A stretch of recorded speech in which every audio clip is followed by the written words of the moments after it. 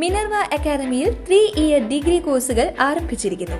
Medical lab technology, operation theatre technology, cardiac care technology, dialysis technology, hospital sterilisation (CSSD), radiology technology, optometry technology കൂടാതെ hospital management MBA കോഴ്സുകളും ആരംഭിക്കുന്നു.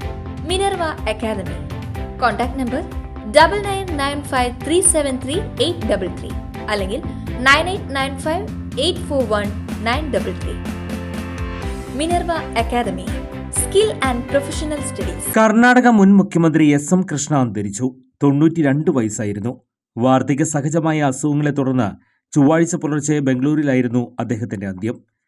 1962 Praja socialist പാർട്ടിയുടെ രാഷ്ട്രീയത്തിലേക്ക് പ്രവേശിച്ച അദ്ദേഹം അറിയപ്പെടുന്ന നിയമജ്ഞനായിരുന്നു. ബംഗളൂരു നഗരത്തിലെ മഹാനഗരമാക്കി വളർത്തുന്നതിൽ SM കൃഷ്ണ വഹിച്ച പങ്ക് വലുതായിരുന്നു.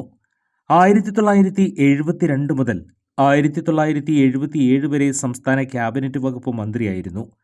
1980 ലോക്സഭാ തെരഞ്ഞെടുപ്പിൽ മണ്ഡ്യയിൽ നിന്നും വീണ്ടും ലോക്സഭയിലേക്ക് തെരഞ്ഞെടുക്കപ്പെട്ടു.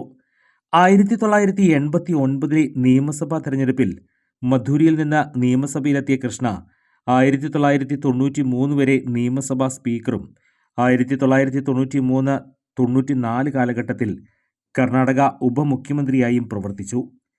1996 മുതൽ 1999 വരെ രാജ്യസഭാംഗമായി പ്രവർത്തിച്ചു. 99 കൃഷ്ണ കർണാടക മുഖ്യമന്ത്രിയായി തിരഞ്ഞെടുക്കപ്പെടുന്നത്. 99 മുതൽ 2000 വരെ കർണാടക PCC പ്രസിഡന്റായിരുന്നു.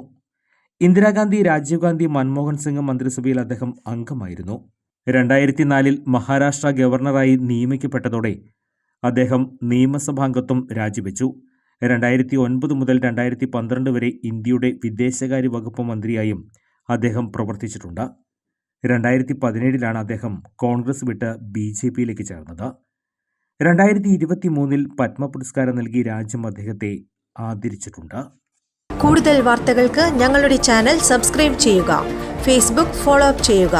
വാർത്തകൾ വേഗത്തിലറിയാൻ Anytime News.